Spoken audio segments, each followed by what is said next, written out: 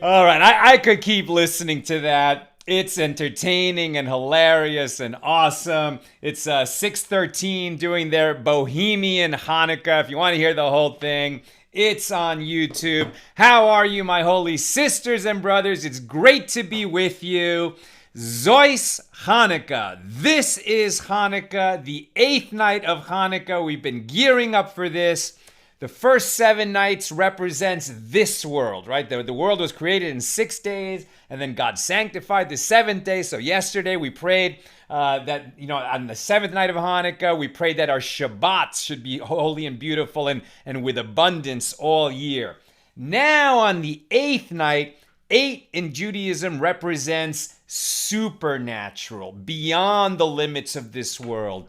Infinity is represented on the 8th night. If you need a miracle in your life, the 8th night of Hanukkah is the time to pray with your, deep down in your kishkas, to connect with God, commune with God, and ask for those miracles in your life, because the 8th night represents boundless blessing. And may anybody who needs a miracle in our community receive the miracle that they need. Let's light up the darkness. All right, who's going to be with us as we're learning some Talmud on the 8th night of Hanukkah? Yehuda says Erev Tov and Hag Hanukkah Sameach in Florence, South Carolina. Melissa with us from Great Neck, New York. Paula in Chicago. Gail in Virginia. Christo in Lubbock, Texas. Carol Chappelle in Cleveland. Renee in Indianapolis. Elizabeth with us from Southwest Florida. Matt in Eau Claire. Paula recognized that song was based on a Queen song. Alan with us from Boston. Chaim says Shabbos is almost here. Thank God. Good Shabbos to everybody. As always, tomorrow, our regular time is noon Pacific on Fridays. And of course, after Shabbos ends on Saturdays. Here in the winter, it's much easier. And I'll remind you that a week from tomorrow is the 10th of the Hebrew month of Teves, and that actually is a fast day. But among the fast days, it's the easiest of the fast days because it's a daytime fast, and the days are so short here in the middle of the winter. Tom Beck with us from Pennsylvania, Nancy in North Carolina, Hannah in Mississippi, Sharon in Lebanon, New Jersey, Irdancia is with us from Indonesia. Welcome. John in Sedona. John, let's talk later. We had a lovely drink with your cousins here in LA last night. Your name came up. We'll talk about that. Lucy, shalom from Minnesota. Renee says amen. And Donna in Bahama says amen as well. Over there on the YouTube side, Marjorie with us saying happy 8th day. Sheila's here from Montana. Lindsay in Cincinnati. Meggie Scott also in Ohio. Lynn in North Texas. And Lindsay says amen. Welcome everybody. Tonight's episode of AT Daily is dedicated, a beautiful dedication from Daniel Uretsky for the Mishaberach of Zahava Sarah Bas Esther Batya. Daniel and Zahava are pillars of our accidental Talmudist community. They really help us. They enable us to share Torah with so many people. And so as a community, we pray for the healing needed in their family and for just beautiful blessings should be showered down on all the Uretsky clan tonight on the 8th night of Hanukkah and throughout the coming year. All the help that they provide to important Jewish causes and particularly to Torah education should be redoubled and reflect back on them a millionfold. And we say amen. Okay. All right, where are we holding? Turn that off. This is Pesachim Chaf Vav. This is page 26 of Pesachim, the 4th volume of the Talmud. We're studying the laws of Passover. We're in chapter 2. continuing our discussion of the first Mishnah. Generally speaking, what we're talking about is the relationship between something that is prohibited for eating, chametz on Passover, milk and meat mixture, fruit that comes from a tree in the first 3 years of its growth, produce that comes from a field where diverse kinds were planted together, which is prohibited in the Torah. So those things are prohibited for eating. And then in some cases, prohibited also for benefit. Generally speaking, if something is prohibited for eating, it is also prohibited to benefit from, unless the Torah specifies otherwise. Now what we're getting into is a little bit of the nuance of this prohibition on benefit, depending on the circumstances in which a person comes to benefit. Because, if it's prohibited to eat a cheeseburger, and now we've learned that it's prohibited for a Jew to sell a cheeseburger. He can't cook a cheeseburger, and he can't sell a cheeseburger that somebody else made. But what about if he didn't do it on purpose, right? What about a situation where we come to benefit from something and we didn't arrange it? We didn't intend to benefit, and we didn't make arrangements so that we would benefit. What happens in this situation? So first I'm going to teach it the way it appears on our daf, on our page here in the Talmud, as a kind of generality. And it doesn't state an example. And I think it's kind of confusing. So I'll do my best to explain it as simply as possible, but I think you'll agree it's still kind of confusing. Then we'll learn the same principle again with an example provided by the Ran, Rabbi Nisim, of Gerona, who lived and taught in Spain in the 14th century. And I think with the Ran, and so his acronym is the Ran, Rabbi Nisim. So with the Ran's example, I think it becomes a lot clearer. All right, so first the general principle. So if a person comes to benefit from something, but he didn't seek it at all, it actually happened against his will, he would, if he had had the choice to benefit from something that is prohibited, he would have chosen not to. But he ends up in a situation where he benefits anyway through circumstances that have nothing to do, with his activity or his intent. In that situation, once he's there, can he continue benefiting from it? Has he violated a Torah law? Has he violated a rabbinic decree? Is it prohibited? Abaye, an Amora, right, from the Jewish community in Bavel, in Babylonia, a sage of the Talmudic period as opposed to the Mishnaic period. Abaye says he didn't put himself in that situation, so it's permitted to now benefit from the prohibited object. Rava says the object is prohibited. Okay, he didn't put himself in that situation. It still is prohibited for him to have any intent. Now, the Gemara analyzes this dispute between Abaye and Rava, and it says, well, in a situation where it was possible to avoid coming to benefit, and then once he found himself there, he benefited, like he knew what he was doing and he benefited. Whatever he did, there was an intentional act associated with it, and he benefited. So he could have avoided being in this situation, and once in, he took benefit. Everybody agrees this is prohibited. On the other hand, if it was impossible to avoid being in that situation, and once he was in the situation, he had some benefit, but through no action of his own, through certainly no intentional action, okay, so everybody agrees this guy didn't violate any law, and what the situation, his activity in that situation is permitted because he didn't do anything to be there and he didn't try to do anything after he got there. Where they disagree is where it was possible to avoid being in that situation.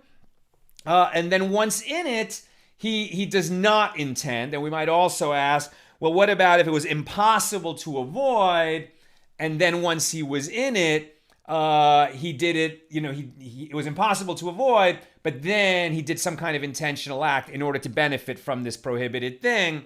What then? And here's where we get into the dispute and the nuance, where Abaye seems to say it's permitted and Rava says no, it remains prohibited.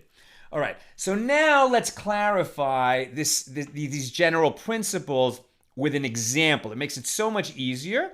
So I'm indebted to the Art Scroll, where in the footnote there, they bring this example from the Ron, which he cites in one of his books. So the Ron says, what's going on here is a person is walking down the street. Okay, so a Jew. A Jew is walking down the street. He's going to his destination. There's nothing prohibited about where he's coming from, where he's going to, or walking on this street. He's certainly permitted to walk down the street to get to his destination.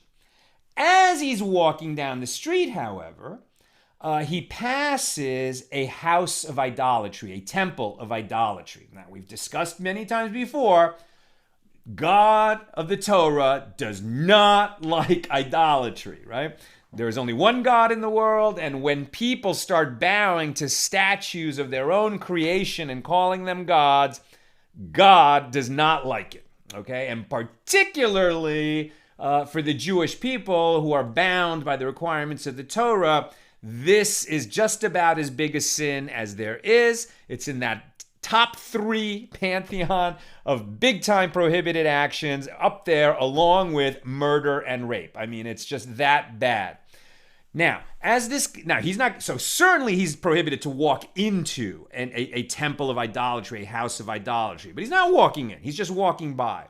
The problem is that this particular temple of idolatry, part of their worship of their deity is to burn incense to the deity. And let's say the incense smells nice. Okay, now our Jew is walking past this temple of idolatry, and he gets a whiff of this incense that was used to worship the idolater's deity. So the question is, first of all, does he have to, cross the street or actually take a different route altogether, go way out of his way to make sure that he doesn't walk past that temple of idolatry on the chance that incense might come out of it? Or having walked past it and now he's there and now, he smells it. Okay, like the first whiff that he got, that was totally unintentional. He had no intent to do that. It just entered his nostrils. He smelled it. He had no intent, but maybe he should have been more careful in avoiding the route. Now he's here. So question, Abaye would probably certainly say that first whiff, okay, he didn't do anything wrong. Rava might say, yeah, he shouldn't have been there. The second whiff, now we're really in the heart of this dispute, because he didn't put himself in that situation. He didn't do it on purpose. Maybe it was avoidable, maybe not. It just happened upon him. The first smell, okay, it just happened. But now, does he need to hold his breath? Does he need to quickly cross the street? Does he need to do anything he can to minimize smelling that incense that's being used inside the temple of idolatry so that, to worship their deity? And does he need to minimize in every way possible that he would smell this stuff? Or is it just totally incidental to him? He doesn't care about the temple of idolatry. He doesn't care how they worship the deity. He's certainly not going to worship them in any way. He's just walking down the street, and if he happens to smell some incense, what's the big deal? How are we going to approach this question? That's the issue that's at heart here. Now that we have that example, it definitely seems it's more concrete. Right now we can understand it better. So the question really becomes, must he alter his route at this point? Abaye would say no. He doesn't have to alter his route at that point. And Rava would say yes, he certainly has to alter his route. Now, to help clarify this dispute, and when you're actually studying this Gemara and reading every line of it, this earlier dispute of the Tanaim, of the rabbis of the Mishnaic period, namely Rabbi Yehuda and Rabbi Shimon, they're brought to clarify the dispute, but we end up like with so many wrinkles and this part of the dispute according to that part of that dispute, and it really gets like so complicated that I fear I could not make it clear enough in teaching. I have chickened out of bringing the full dispute to you. But I am trying to get the chapter headings, as it were, the subject headings. So the earlier dispute between Rabbi Yehuda and Rabbi Shimon is basically that if you do not have intent to do the transgression, by Rabbi Shimon, as long as the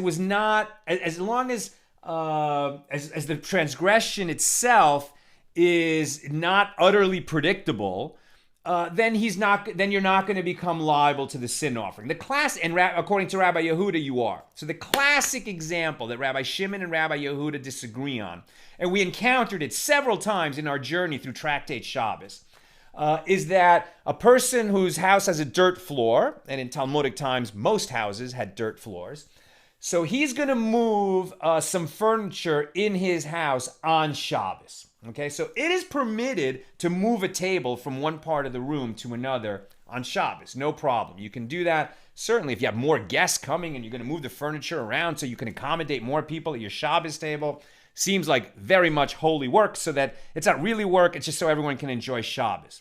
The problem is if you drag the furniture across this dirt floor, so you're going to create a furrow in the floor. And creating a furrow in the ground is absolutely a prohibited labor on Shabbos. It is one of the 39 categories, like top level categories of prohibited labor on Shabbos. Normally, when you create a furrow, it's so that you can plant seeds in it. The 39 categories of labor are all the kinds of labor that were required to create the tabernacle in the desert, right? The predecessor of the Holy Temple in Jerusalem was the tabernacle that God instructed Moses to show the Jewish people how to build it, and that would be the location where the divine, the Shekhinah, the divine presence would reside, where the altar would be built, and where the sacrifices would be brought. So everything that was required to create the tabernacle is what the sages define as work, right? Quote, work. When we say work is a defined term, it's the kind of work necessary to create the tabernacle. So that included the farming that would raise the grains that would be, that would be used, that would be the plants that would be used to make fiber, that would be spun, the linen fibers, right? So the clothing of the priests has linen in it. And then, the food that would be grown to feed the animals whose skins were going to be used in the tabernacle, or that would be turned into ink for the writing that would be involved in creating the tabernacle. Any kind of work that led to constructing the tabernacle is prohibited on Shabbos. And we know that because the construction of the tabernacle was interrupted on Shabbos for the purpose of resting on Shabbos. Okay, so making a furrow in the ground, which later you might put seeds into, but the furrow itself is prohibited labor on Shabbos. So when you drag a table across this dirt floor, you weren't intending to make a furrow for the purpose of putting seeds in it. Nevertheless, you created a furrow in the ground. Rabbi Yehuda would say, even though it's inadvertent, you would become liable to bring a sin offering for violating the requirement to rest on Shabbos and to rest from these prohibited labors. Rabbi Shimon would say that was not your intent. That was an incidental outcome of a permitted action of moving the table. However, Rabbi Shimon would agree that if there was no way to move the table without creating a furrow, if it was not just an incidental outcome that might or might not happen, but that you knew before you moved the table that it would create the furrow, then you're not permitted to move the table. And if you did move such a heavy table knowing it would create a furrow, then even Rabbi Shimon would concede that you'd be liable to bring the sin offering for that. So this question of avoidability or unavoidability, very important as we analyze this problem. Okay, so now we bring this example of, the dispute between Rabbi Yehuda and Rabbi Shimon. In our case, dispute between Abaye and Rava, basically to say that Rabbi Yehuda is kind of a strict liability offense kind of guy, right? He's saying it doesn't matter what your intent is. Did you perform the prohibited action? Then you did a prohibited action. And Rabbi Shimon is going to bring intent more into the analysis of the question. Okay. So now, if we look at this case of walking past the temple of idolatry, all right, so our Jew is walking down the street. He was unknowing. He takes a whiff, and to really smell it, and he takes a whiff to really smell it. So that's a great. He walks by and he's like, he thought he smells something. He's like, what is that? Okay, so he wasn't intending to smell the incense of idolatry from this temple of idolatry. He wasn't aware what was going on in there. But the action that he did was an intentional action. The first whiff that he caught, that was incidental. The second one, he might not have known that it was being used for idolatry, but he purposely took a whiff of that incense in order to see what it is. So did he violate this prohibition or not? That's the question. His intent is there, not necessarily to smell the product of idolatry. So before we go any further, let me just tell you where the halacha, the law, comes out on this. What is the law? Benefit against one's will. If one derives benefit from a prohibited item against his will, yet he intends to derive benefit from it, right? So let's say he didn't know that it was coming from a temple of idolatry, but he liked the smell, so he took another whiff of it to enjoy it. So then it is prohibited for him to do so. He did violate that prohibition. It's a transgression. However, if he does not intend to derive benefit from it, it is permitted. That's the first whiff, right? The first whiff was unintentional. It was an enjoyable smell, but he didn't go, ooh, what is that? It was just that first whiff was nice, right? Now, maybe what we're saying is, you got to be careful, especially if you live in a city and in an era where there's a lot of temples of idolatry, and this is not such an uncommon occurrence. So maybe because you would be liable in that situation, they're saying to you in advance, mark out your route. Find out where these temples are. If you see one up there, or if you've heard of one, if you've had this experience before, now you need to go around it. Something that's a little bit related, by the way, just in terms of intent and Shabbos, because this comes up a lot, right, is like you're staying in a hotel and there are doors that open when you walk past them because of a sensor, or lights that go up. This has happened a few times where we're walking on the street back from Friday night services and people have a motion detector light on the street. Now, certainly the first time I walked past that, I didn't intend to turn on a light at all. I wasn't aware of it. It turned on. Okay, that was, it was incidental to me doing the permitted activity of walking. But if I start to know, and it's lodging in my memory that, we can't walk in front of that house at the end of this block because every time we do, that light goes on. So at that point, Rabbi Shimon's permit that it's incidental starts to end because it's unavoidable, right? We know that light is going to go on if we walk past that house on that block. So now we have to start walking around it. There's more nuances to this law, but that's where but it helps us to understand it. Okay. So, all right. So that's the law. So the question is Abaye relying on Rabbi Shimon to say that it's permitted to walk past this temple, even though you weren't there in order to smell it, right? You were just walking to where you were walking. But like I said, not really, because Rabbi Shimon does not permit where it was avoidable. He only permits where you knew that it was an unavoidable outcome. Where it was just uncertain whether this thing would happen or not, and then incidentally does happen. Okay, then Rabbi Shimon permits, but that might not be the case here. And remember that we're making a distinction between liable for violating a Torah law and permitted. Sometimes we're not liable, but it's still prohibited. What does it mean that we're not liable? It means that we didn't violate a Torah law, but it's prohibited because there's still a rabbinic decree trying to distance us from coming close to violating a Torah law. So sometimes we're not liable. Okay, we don't have to bring a sin offering for the transgression, but the rabbis decreed that we shouldn't go anywhere near that activity, and that would be prohibited, even though not liable for the sin offering. So it doesn't seem like this dispute between Rabbi Shimon and Rabbi Yehuda is really where Abaye is getting his permission, giving his permit that even though, like, you didn't enter that house of idolatry and you weren't walking past it in order to smell it, but you were just walking past it, and so, it's permitted at that point that you just took a whiff as you walked by. So Abaye looks elsewhere for his example to justify his ruling. And what he looks to is that there was a great sage who was teaching in Jerusalem at the end of the Second Temple period, the great Rabbi Yochanan ben Zakkai. He is a great story.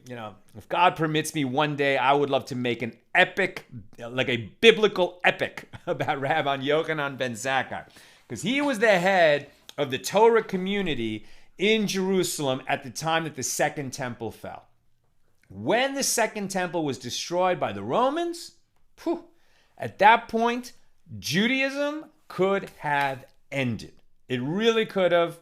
Like Judaism fell into such disrepair during the 70 years of the Babylonian exile. Thank God it wasn't a total loss, and people were able to come back eventually and build the Second Temple and get everything going again. But after the destruction of the Second Temple, it really could have fallen apart, and it was due in large part to Rabbi Yochanan ben Zakkai and his leadership and the sages under his wing.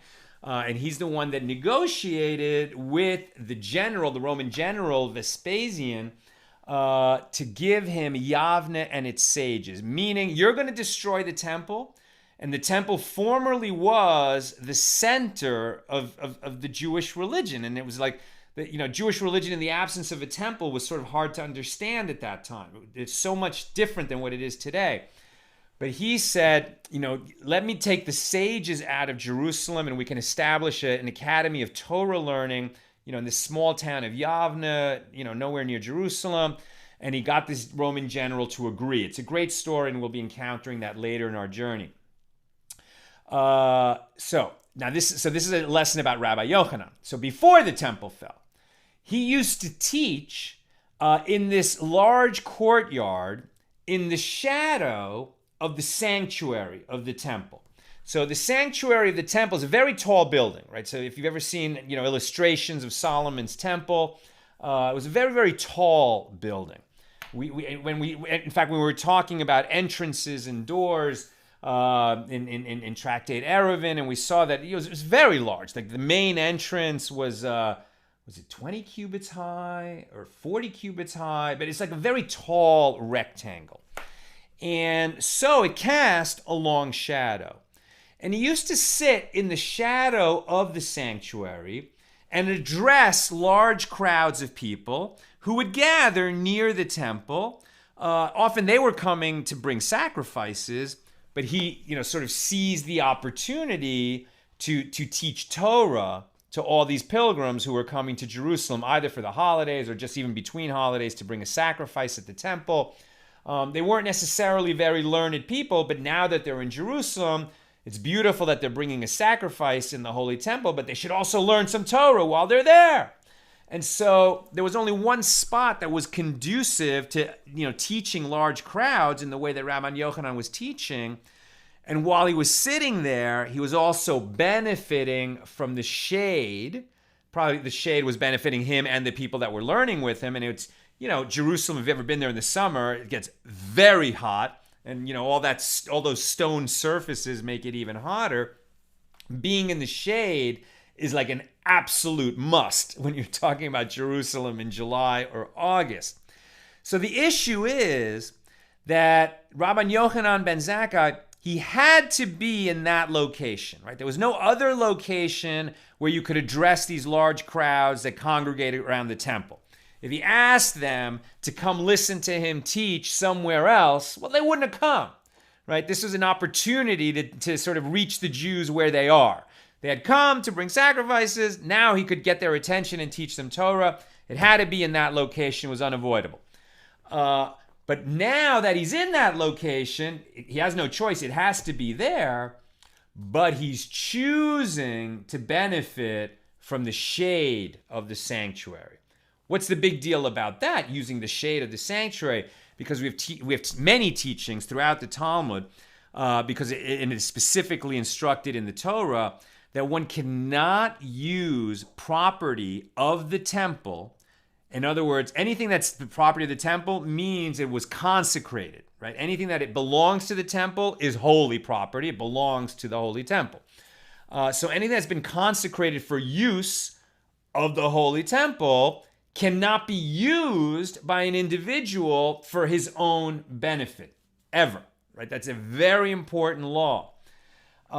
So is he misappropriating the shade of the temple, right? He's benefiting from the temple. That shade is causing him to be cool where it would otherwise be a hot day. So says Abaye, he's in that situation unavoidably, like the guy walking past the temple of idolatry, the house of idolatry, and then he chooses with intent to make use of the shade. So says Abaye, we can learn from that the guy who walks past this temple where they're burning incense to their idol, if he takes a whiff of it, he hasn't violated any law, in the same way that Rabbi Yochanan ben Zakkai is taking advantage of the shade of the temple, where he also is in a place where he has no choice but to be there. It was unavoidable to be there. So Abaye therefore learns it's permitted to do that. Rava says, no. You can't learn anything from that. Because Rabbi Yochanan ben Zakkai was not misappropriating the shade of the temple.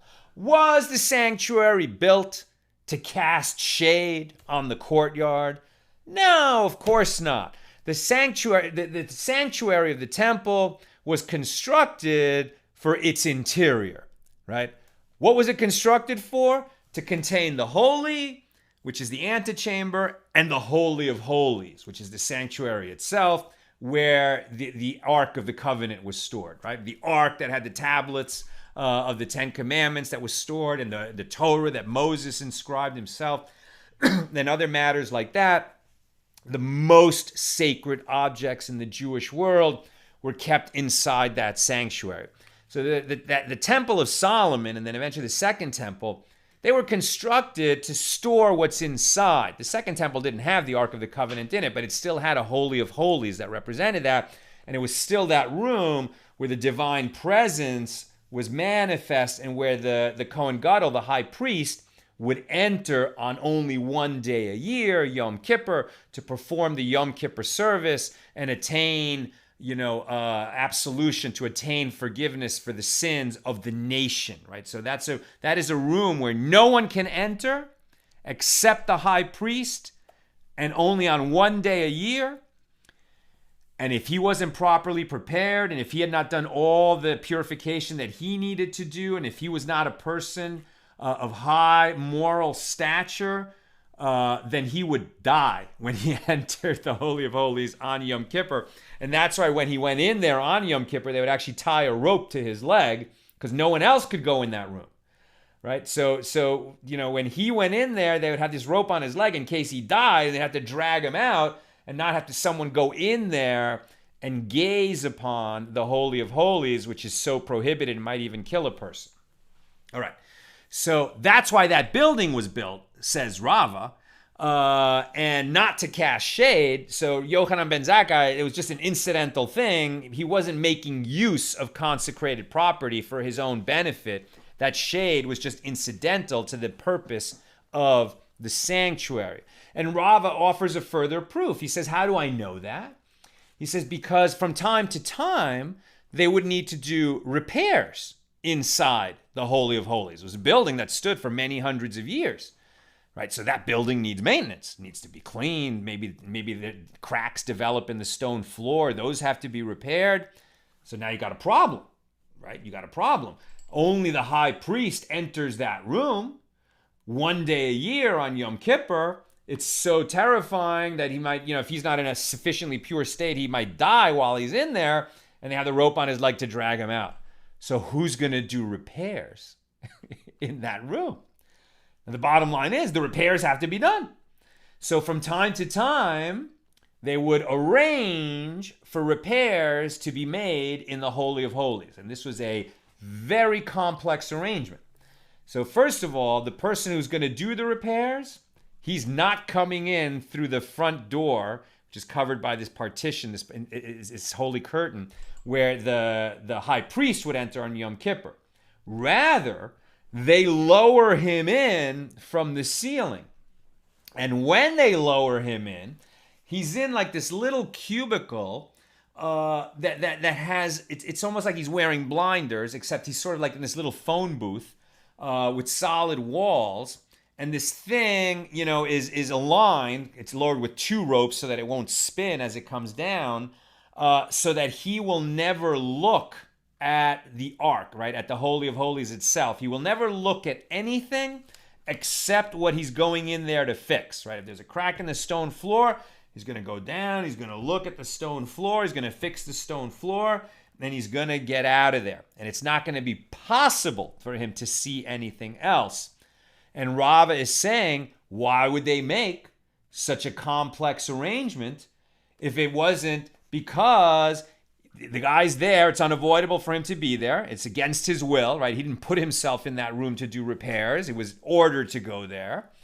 But while he was there, he might want to glance at the Holy of Holies. That would be a purposeful action, an intentional action. Clearly, that would be prohibited, or they wouldn't create this complex structure around him to prevent him from doing that, lest he, gaze on the Holy of Holies and be stricken and die. I mean, it's clearly prohibited for him to do that, says Rava. So that's what we learn. That's how we know that Abaye is wrong, and that if you're in that kind of a situation, it is prohibited, even though you didn't put yourself there on purpose, it just happened to you, it's then prohibited to take any kind of benefit from being in that situation. The Gemara objects and says, no. This case is different. How do we know it's different? Rabbi Shimon ben Pazi said in the name of Rabbi Yehoshua ben Levi, who said in the name of Bar Kapara, that the sound, sight, smell of the temple are not subject to the prohibition on misuse of temple property. Whatever's going on in the Holy of Holies, okay, that is a holiness on this whole other level, and we can't learn anything from it. The fact that, that this repairman shouldn't look at the Holy of Holies, okay, that's the Holy of Holies. Whatever the rules are for that room, that's not necessarily the rules even for the rest of the temple compound, let alone for just walking down some city street, not even in Jerusalem, somewhere else where there's a temple of idolatry there. We can't learn out from a principle of what goes on in the Holy of Holies, what's going to be permitted or not permitted outside in the temple, and let alone elsewhere on just any common street. So what we're learning here is that even in the temple, according to this teaching of Bar Kapara, brought down by Rabbi Yehoshua ben Levi, which was then brought down by Shimon ben Pazi, the sound, sight, and smell that you encounter in the temple are not subject to the prohibition on misuse of the consecrated property of the temple. So what they seem to be saying is, if while you're in the temple, you see beautiful things that belong to the temple and you enjoy looking at them, and you hear the beautiful music that the Levites are singing and playing instruments while you're in the temple, okay, you're not there to hear the Levites perform a concert for your own benefit. That's incidental to whatever reason you had for being there. Likewise, there was always the incense, right? There was incense in the Holy Temple, right? There was in fact, we read it every day in the prayer book, how the incense was made and what the elements were and how it was compounded and how it was ground very fine, etc. There was incense burning every day. That was one of the daily offerings in the temple. So if you smell that incense and you get pleasure from it, have you misappropriated temple property? You're there for some other reason. You didn't come there as a tourist to enjoy looking at the temple, to enjoy hearing the music of the Levites, and to enjoy smelling the incense. You probably came there to bring a sacrifice, to have a meeting with a priest, to conduct temple business. You had a legitimate reason for being there. So say these sages that we're bringing down, the sights, smell, and sound of the temple, it doesn't matter that you enjoy them while you're there. It's not subject to the prohibition on misuse. It's okay. Now, says the Gemara, wait a minute. This applies to the people who are standing inside the temple. They're inside the temple because they're there on temple business of some sort. What about the people who are outside the temple? That column of incense, you could see it from outside the temple. You could probably smell it from outside the temple. The music of the Levites, you could hear outside the temple. The temple itself, beautiful, incredible structure. If you just come to look at it, rather than to bring an offering, to commune with the divine, etc., are you misappropriating temple property? That's the question. Inside, it's unavoidable that you'll hear and see and smell these things, so it's excused. Outside, maybe it's not permitted. Now, Rav Papa will say the sights and sound are going to be permitted because they have no substance, right? It's not like you're taking temple property and using it. That's what's really prohibited, okay?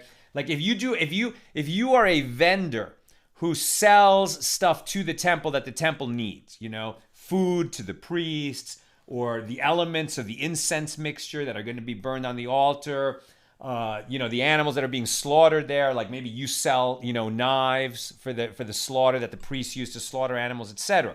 If you're a vendor providing services to the temple, you have to go through a rigorous, complicated, exacting process to make sure that in no possible way you got the better of the deal.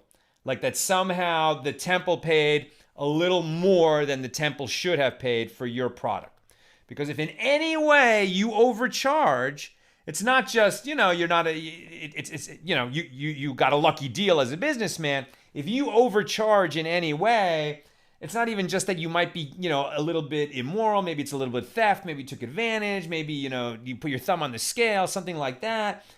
Very bad in any case at any time. In fact, one of the first things we'll be asked when we go to heaven is, were you moral in your business dealings? Did you take advantage of people you did business with when they weren't looking? But if you do such a thing even by accident with the temple, it's a sin on a whole other level because you would have appropriated for your own benefit temple property, consecrated property of the temple. But says Rav Papa, looking at the temple and listening to the music is not in that category because you didn't take anything of substance. Just seeing, just hearing, there's no substance that's being exchanged between you and the temple. Smelling, yes, right? When you smell, particles of whatever you're smelling are entering your body. So that's going to be, according to Rav Papa, a different category than seeing and hearing. So according to Rav Papa, with regard to smell, people who are employed by the temple, the priests who are working there, the Levites who are working there, anybody who's working there, particularly somebody who's compounding the incense mixture or bringing it from one place to another, etc. There, it's really unavoidable to be smelling this stuff. It's no problem. They don't have to worry about it. There's no violation there. And after the mitzvah has been performed, so if we're talking about the incense that was burned in the temple, so after it's been placed on the coals on the incense altar and it burns and it's making that column of smoke, if you smell it then, that's okay too, because the mitzvah was already performed. The obligation has already been fulfilled. But if you don't have business being there, it's not your job, it's not, you're not supposed to be there doing whatever you're supposed to be doing, and you go and take a whiff of the temple incense, yes, you have misappropriated temple property, and that is definitely a violation and a transgression. If you smell it before or during the burning, you can only smell it after it's been burned, right? So that column of smoke that is outside the temple, when you smell it, you're outside the temple. You don't have to worry about that. It's already been burned. But if you go smell the incense mixture itself, you're there like a tourist and somebody says, oh yeah, that's the incense. It's amazing. It smells amazing. And you walk over there and smell it, that would be misappropriating temple property. So the lesson there, and now I'm done. I'm coming to comments and questions, is that the Holy Temple, when it is standing, it is not a place for tourists. It is a place to go to commune with the divine, to bring a sacrifice when the third temple comes back, if indeed the laws of sacrifices are going to be reinstituted. Some sages in our history said that won't happen. Some said it will. If indeed it does, you go to the temple for holy purposes, not to be a tourist.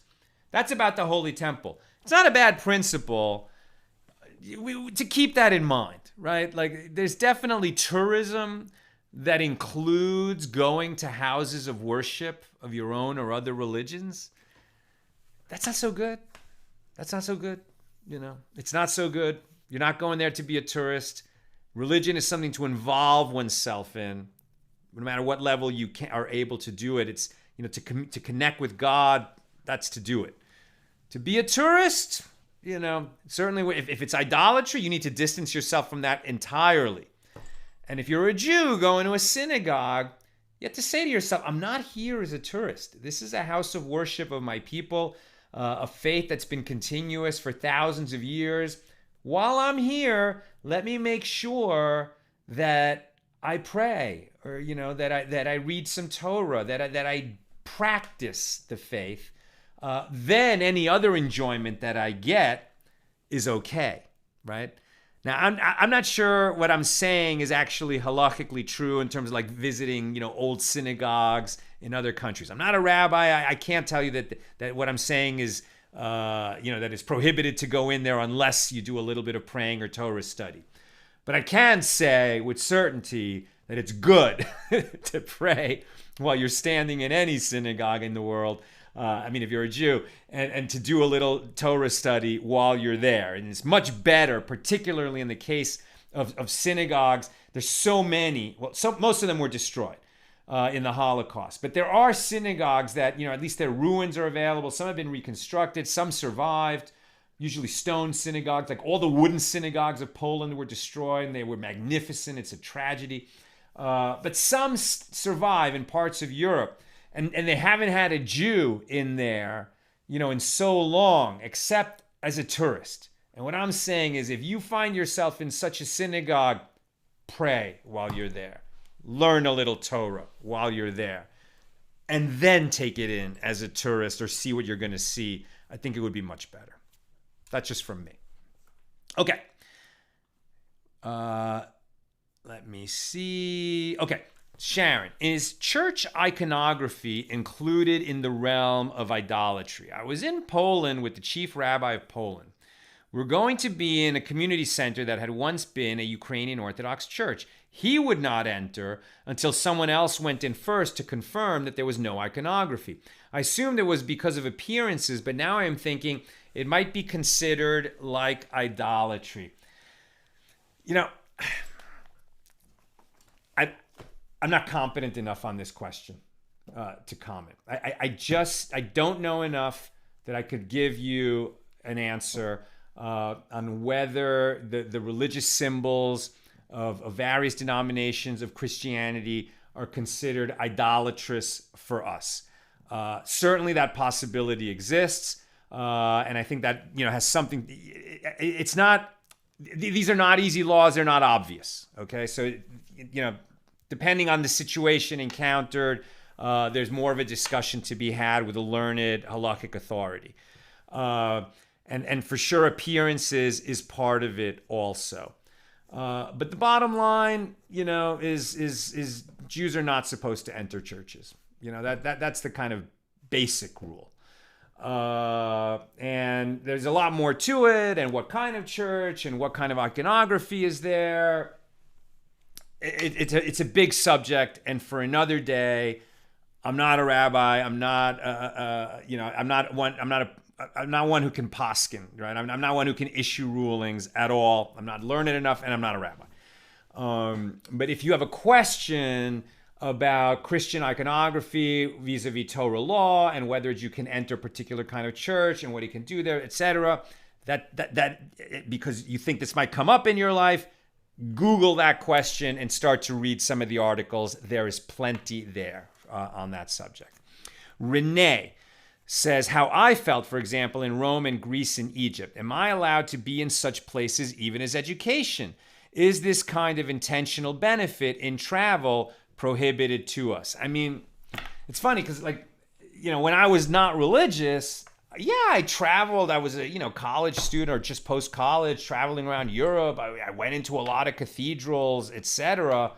But I wasn't attached, trying to be a pious Jew at that time. These laws are not simple. The basic principle is, churches are not for us. But there's more to it than that. And like I said, if this is important to you, read the articles. Okay, I think that they are waiting for me inside. It's the 8th night of Hanukkah, and we shared at 7 o'clock, so that's in 6 minutes. There's going to be a community menorah lighting on Zoom.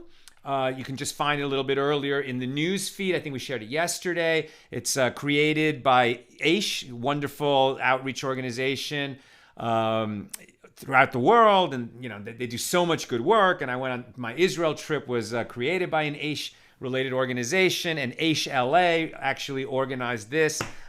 Big props to Rabbi Azriel Aaron and Oz, our friend Oz, and Rabbi Aryeh Markman, who have organized this. And so if you're interested in attending a menorah lighting with perhaps as many as 1,000 people on Zoom, God willing, that starts in just about 5 minutes. And the info for getting into it is earlier on our page. We shared it. All right, that's what I've got for us. You should be blessed with such an incredible 8th night of Hanukkah. May miracles be revealed. We call this the month of miracles. We call it the festival of miracles. But the really miraculous night of Hanukkah is the 8th night. So we're in that now. If you need a miracle in life, you should be blessed with that miracle. And I'll just mention one more time, we are in our annual campaign. And if you appreciate what we do and you want to tie some of your money to spreading Jewish wisdom and Torah with the whole world, lighting up the world with Torah, then this is a great time to help us meet our needs for the coming year. Donate.accidentaltalmudist.org. Have a wonderful night.